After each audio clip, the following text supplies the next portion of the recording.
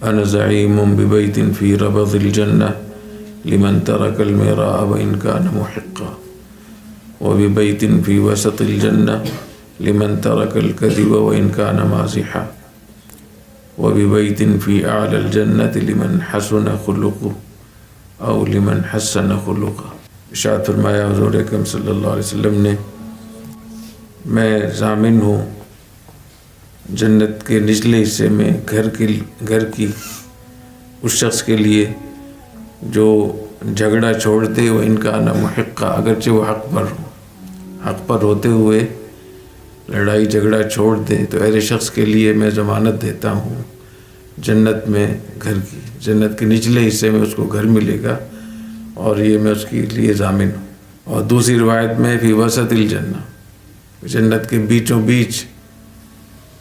اس کو گھر ملے گا، جنت میں ایک محل ملے گا،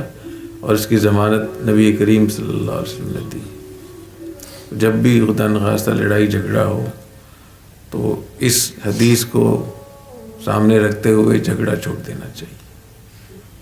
اور لوگوں کو بھی ترغیب دینی چاہیے۔ اور اگر حق بھی چھوڑ دے، اپنا حق بھی چھوڑ دے،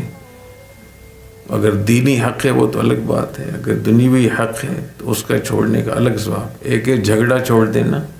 اور ایک ہے حق چھوڑ دینا، تو حق چھوڑ دینا یہ اور اس سے بھی بڑا ثواب ہے، بہت اعلیٰ اخلاق میں آتا ہے۔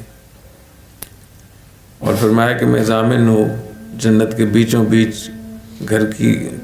کی ضمانت دیتا ہوں، لمن ترک الکذب وان کان مازحا، اس شخص کے لیے جو جھوٹ چھوڑ دے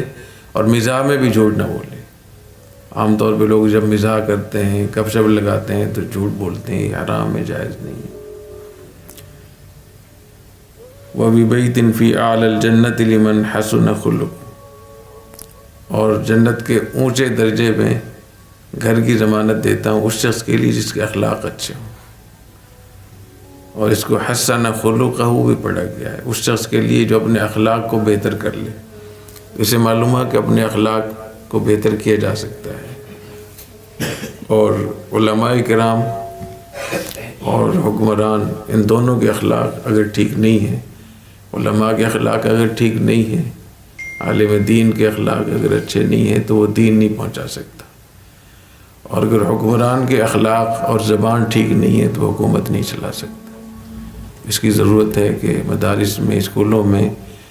لیڈرشپ پڑھائی جائے، اس کو بتایا جائے کہ لیڈرشپ کے لیے،